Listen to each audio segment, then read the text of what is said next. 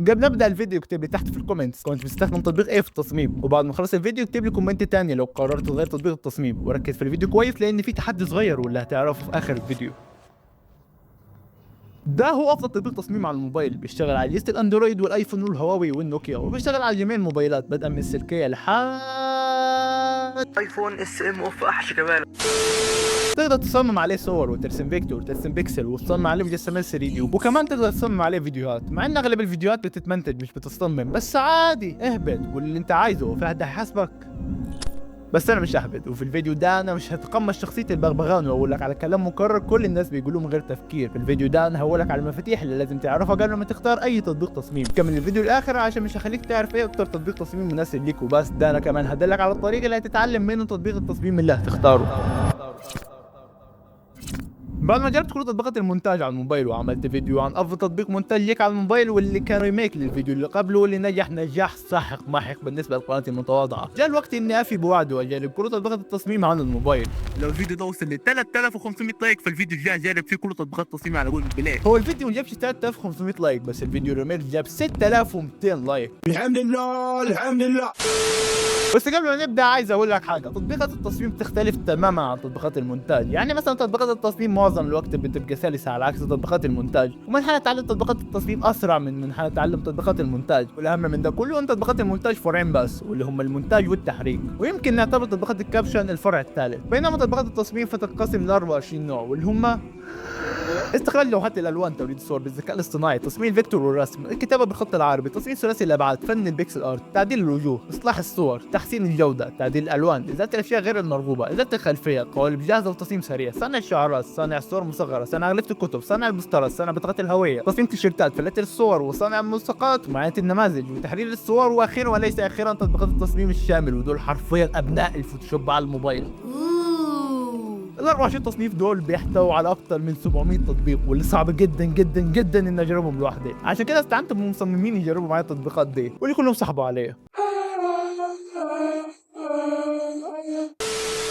الوحيد اللي ما سحبش عليا هو هايسل، والجدير بالذكر ان هايسل مصمم 3 دي اسطوري وجرب كل تطبيقات ال 3 دي على الموبايل، وكان افضل تطبيقات 3 دي على الموبايل هم 3 دي موديلنج اب ودي 3 دي سكريبتور وبريزما 3 دي. بس سيبك دلوقتي من تطبيقات ال 3 دي لانها عالم كامل لوحدها، وركز معايا على الاربع برامج دول واللي هم اشهر برامج التصميم في العالم على الكمبيوتر واللي شركات تطبيقات التصميم بتحاول تحاكيهم من قديم الازل. والاربع برامج دول هم ان ديزاين لتصميم المطبوعات الورقيه، لايت روم لتحرير وتلوين الصور، الستيليتور لتصميم الشعارات والفيكتور، وده اعظم برنامج تصميم في التاريخ، فوتوشوب لتصميم وتحرير كل انواع الصور. الديزاين تقريبا ملوش بدائل حقيقيه على الموبايل غير كانفا، وانا استبعد لايت روم عشان انا مش متخصص في التلوين، بس لو عندك اي سؤال في التلوين فممكن تسال ماي بيست فريند الفوتوغرافر الاسطوري علي ايمن. اعلان يا عم، اي خدمه. بس في تطبيقات مشهورين بيحكوا لايت روم واللي هم سناب سيد بتاع جوجل ولايت روم نفسه على الموبايل، وهنستبعد الستيليتور علشان برضه مفيش غير تطبيقين بيحكوه واللي هم فيكتور انك وده المشهور واللي ليه شروحات كتير جدا هتبان في الوصف، وغرافيكا اللي هو افضل نسبيا من فيكتور انك، ومع ذلك شروحاته تكاد تكون معدومه على اليوتيوب. كده ما تبقاش غير فوتوشوب وده عنده 7 تطبيقات بيحكوه، واخد تطبيق ما جربتوش عشان مش مدعوم على موبايلي، بس فلو جربه وهو اللي هيتكلم عنه بس في اخر الفيديو.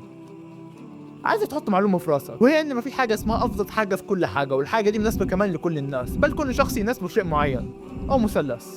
يعني مفيش حاجه اسمها التطبيق ده احسن من ده، وانما كل واحد بيديك تجربه استخدام مختلفه. بس انا هرتبهم لك من الاسهل لاصعب من ناحيه التعلم وهقول لك مواصفات كل تطبيق. Hey, that's pretty good.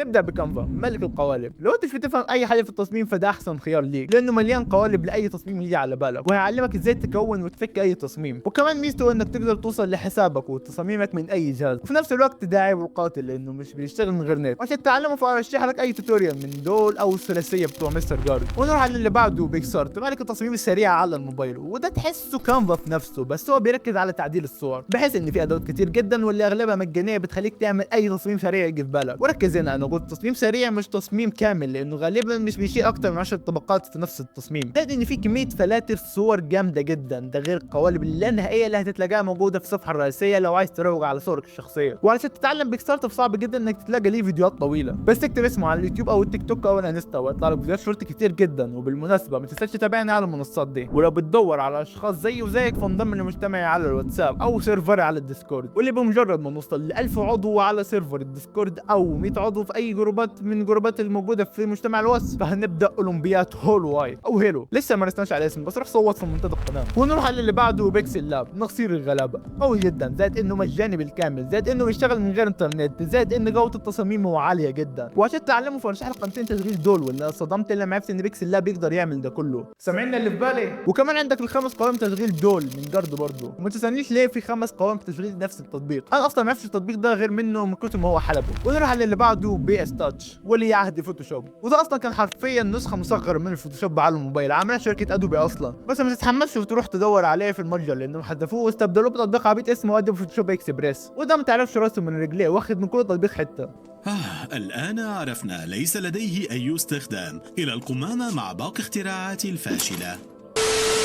المشكله هنا ان تحديثات التطبيق وقفت، وده ادى لانه صعب جدا انه يثبت على جهازك، وبالذات لو كان حديث. انت شوف الفيديوهين دول، ولو حلفك الحظ وعرفت تثبته، فعشان تتعلموا ارشح لك ال4 قوائم تشغيل دول، واللي كلهم جامدين بمعنى الكلمه. وعندك كمان 4 قنوات دول، وركز على قناه سامبنيل لانه اسمه على مسمى، لانه مش بيشرح برنامج بي اس تاتش وبس، ده كمان بيشرح كل شيء يخص عالم مصممين السامبنيل من الموبايل. ونروح على اللي بعده، ايفيس بيند، التنين المجنح، مع تطبيق موجه للرسامين بس برضه قوي جدا من ناحيه التصميم. وصفحه يورو على الانستغرام خير ومثال، زاد ان في منه نسخه على الكمبيوتر ولا بستخدمها بشكل شخصي. وعشان تتعلم فرشح قائمه التشغيل بتاعت جمال ايديت، وقناه كامله بتتكلم عن ايبس بينت والفوتوشوب والمصممين بشكل عام، وهي قناه بيكس سكول. وعندك كمان قائمتين تشغيل دول ولا 4 قنوات دول، واللي كلهم على بعض جامدين جدا. ونروح اللي بعده، فوتوبيا، فوتوشوب الاونلاين. هو حرفيا عباره عن اصدار معين من فوتوشوب، هو كوبي بيست على الموقع، زائد شويه حشد بكنات. طبعا انت دلوقتي بتقول لنفسك حلو، ده احسن واحد على كده، هو فعلا جامد، بس في شويه مشاكل كاد كده. 1، الواجهه على الموبايل مخنوقه جدا.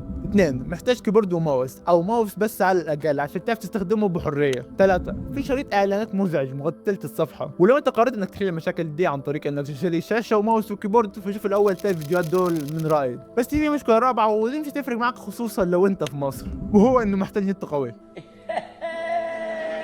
وعشان تتعلموا فرشح لك الفيديو ده او الفيديو ده بتاع جاردو برضو، اللي هو اكتر واحد ظهرت له فيديوهات وقناه تشغيل في الفيديو ده. المهم ان عندك كمان قناتين تشغيل دول واللي جامدين جدا. واخيرا وليس اخيرا، تطبيق فوتوشوب موبايل، وده ما تلاقيتش دي شرح عربي او حتى اجنبي على اليوتيوب، بس قبل ما فلو يتكلم عنه انا بتحداكم تحدي اسطوري بمعنى الكلمه. ليستك بحقق اقوى من ال وكونان ولويجي مضروبين مع بعض في الخلاط. التحدي بكل بساطه انك تعد الفيديوهات اللي ذكرتها في الفيديو ده، زائد الفيديوهات الموجوده في كل قوائم التشغيل اللي ذكرتها في الفيديو ده، زائد الفيديوهات الطويله اللي موجوده على القنوات اللي ذكرتها في الفيديو ده واللي منشوره قبل ما الفيديو ده يتعمل. واول 5 اشخاص يكتبوا في الكومنتس العدد الصح في ال5 فيديوهات الجايه على القناه تكون من اختيارهم، على شرط انهم يكونوا مشتركين في القناه وفي سيرفر الديسكورد. معك المايك فلو. طيب أول حاجة خلينا نتكلم عن فوتوشوب موبايل عشان المعلم وايت. أنت بالنسبة لفوتوشوب موبايل أنا شايفه برنامج كويس، في كذا ميزة وفي كذا عيب. المزايا إن هو أول حاجة برنامج مجاني متاح للكل واحترافي ومن غير إعلانات، فدي مزايا كتير صراحة بالنسبة لبرنامج زي ده. بس عيوبه ان في حاجات كتيرة باشتراك، يعني في حاجات النسخة الفري وحاجات للنسخة المدفوعة. بس العيب الكبير اللي بيخليني انا شايف نفسي ان انا ما استخدموش ان هو بيعوز نت، وانا اصلا مش بيبقى متاح عندي نت كتير. يعني ان انا لو هستخدم تطبيق موبايل فانا هستخدمه لو انا بره البيت، لو انا جوه البيت انا ايه هيخليني استخدمه مثلا ما مثلا هيكون عندي في سي بتاعي فهصمم بفوتوشوب العادي وخلاص. بالنسبة لمقارنة الفوتوشوب العادي فانا شايف ان هي مش مقارنة عادلة، لكن احنا هنقارنه ببرامج الموبايل فهو كويس. مزايا ان هو بسيط مش معقد، في مزايا كتير، في ذكاء اصطناعي على فكره، بس اغلب المزايا بتكون النسخه المدفوعه. النسخه المدفوعه يعني انت من الاخر بتدفع اشتراك شهري زي كاب كات، بس احسن من كاب كات، ما فيهوش اعلانات، مش بيضايقك، تقدر تكسبورت باي جوده انت عايزها وبس. يعني لو انا شايف فوتوشوب موبايل انا شايف ان هو احسن من فوتوبيا. وعايز اقول حاجه مهمه، انت لو انت بتفكر انك تبقى جرافيك ديزاينر بالموبايل بس، فانت لازم تعرف ان البرنامج ما بيفرقش قوي، اللي بيفرق ابداعك، تغذيتك البصريه، قدرتك، حبك للمجال ده نفسه. البرنامج يا جدعان مش بيفرق في اي حاجه، اهم حاجه بس انك تكون شخص مبدع واستخدم اي حاجه. ان شاء الله تستخدم كاب كات في انك تعمل صور مصغره، مش هتفرق. وبس ده كان كل اللي معايا، والسلام.